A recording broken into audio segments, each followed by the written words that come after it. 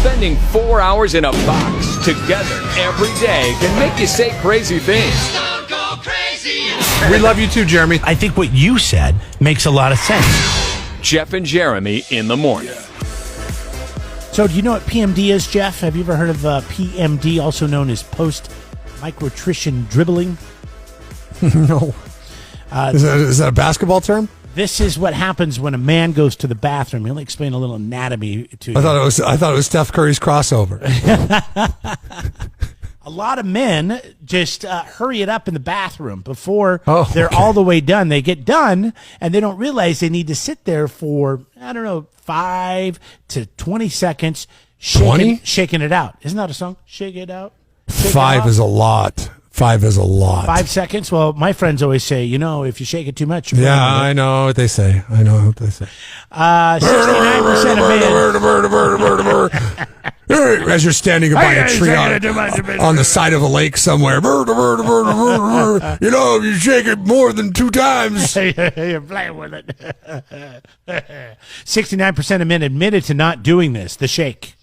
31% of men walk around with clean hands after coming out of the bathroom, only to imagine how a few of them are walking around with clean underwear. Men, this is causing stains in men's underwears, but it can also cause infection and discomfort for men if you don't shake it off, is Taylor Swift. Isn't that Taylor Swift? Yeah, I don't think she's singing about that, though. Oh, she's not? Okay. No, well, no. You choose your own adventure on this one. Post-micronutrition dribbling is a real thing. PMD. And it's a little more complicated PMD. than you would think. It's not just, staining your shorts, but you could actually end up getting an infection or causing yourself very bad discomfort. And there is a way that I could explain how to do it, but I think I'll just leave that to our friends at Facebook, if that's okay with you. You can go over there, and they'll tell you how to use your hands and the procedure that you should use to make sure you are not a victim of PMD. Sound good? Yeah. Now there's going to be a pharmaceutical that comes up with a some kind of contraption for PMD, and then you're going to see those ads. Do you suffer from PMD? And then there's a guy walking out of a bathroom with his head hung down. No, low. and then down on his left leg, there's a couple wet spots. You didn't shake it enough. You know what? I'm not for big pharma, but just so I can see that commercial, I am in this instance. Careful. You don't want to learn from this. Jeff and Jeremy in the morning on 93.3 KZOZ. Have you heard what GWU is doing? You know what GWU stands for? GWU. No, GWU, just GWU. Oh, okay. Georgia West? No, I don't know. Georgia West. At a university? I don't know. No, GWU. Is it a school? Georgia Western University. Yeah, it is a school. It's George Washington University. Come on, and they've opened up an expansive online component, kind of like the University of Phoenix did, and Arizona State University, and things like that. And you see their commercials all the time, but they actually have a real campus. I believe it's in St. Louis at GWU, and the Board of Trustees has decided to discontinue the use of the Colonials moniker in their sports teams. The name of the university is George Washington University. Yeah, they'll have to change the name probably. They're dropping Colonials from it because they say that they need to unify the community.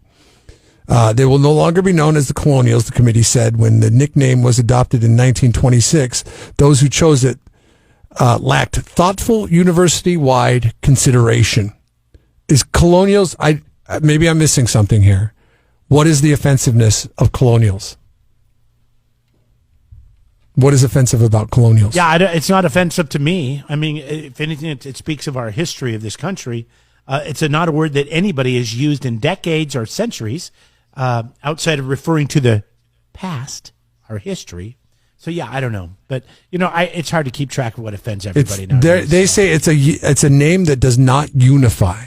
And the thing is too, it's like Is there a lot of British people enrolling into George Washington University and they're offended by it because they lost the war? This is a great example of how people or certain committees or groups get together and think they're going to do some good when really they're not doing any good at all. They're just causing problems by taking a word like this and making a big deal about it when it doesn't need to be made. I mean, take that energy and do something good with it. Help people out. Oh, but Jeremy, this is an easy way to look busy in the landscape of bureaucracy. Yep, that's what it is. I mean, they're like, okay, well, we don't have anything to do today.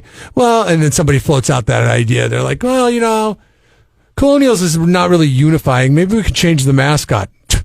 By George. See what I did there? By George. By George, you're onto something. Yeah, it's they're taking a principled approach to the university. That's what the president said. And as we embark on our third century, we must continue to lead with our values, strengths, and diversity of the George Washington University community. I was impressed by the principled and collaborative approach by the special committee, and it was clear that the process was driven by research and robust engagement. Why don't we just go to the library and get rid of all the books, just the history books? Just let's throw it all out, because you know what? I guarantee it's going to offend somebody at some point, right? Even if it really doesn't offend anybody, but at least give these bureaucratic jackasses, less of an excuse to be lazy and just to waste more of our taxpayer dollars to change a name. Or wherever maybe they're not a taxpayer dollar. Maybe it's an institution dollar to where, now my tuition is going to these clowns to come up with a new mascot or name. That's ridiculous. And it's a lot of tuition, too. Just forget it. Okay. Just get rid of all the books. Come on, we don't need to know our history. Forgive it. It's not important. You take out a loan to go there and pay these administrators to sit around and come up with a new mascot name. Then the banks make lots of money. Then the government says, oh, well, you know what? People are paying too much for college, so we're going to bail them out. And then who ends up footing the bill for that? The taxpayers do. I just realized what happened here. This was going to be Dumbass of the Day, and I stole your thunder with the doctor that snipped the 4-year-old. Oh, no, it's okay. It's a total dumbass story. We could give him honorable mention for sure. Definitely. What 805-543-3693, that's the 805 Beer text line. What nickname would you give George Washington? George Washington University. Okay, they've got to change their nickname now because the board decided on it. What would be good and not offensive and let's see, I got to get back to the verbiage, the woke verbiage here, which will... how about the George Washington Lumberjacks? Remember, that's offensive to trees. He cut down the tree, though. He cut down that cherry That's tree. offensive. That's offensive to trees, though, Jeremy. Sorry, Northern Arizona. You're going to have to change yours, too. I don't know. I mean, where do you draw the line? 805-543-3693. We'll get to some of your suggestions coming up. Subscribe to the Jeff and Jeremy podcast now on Apple Podcasts, Spotify, Google, and YouTube. It's your Central Coast commute-friendly podcast.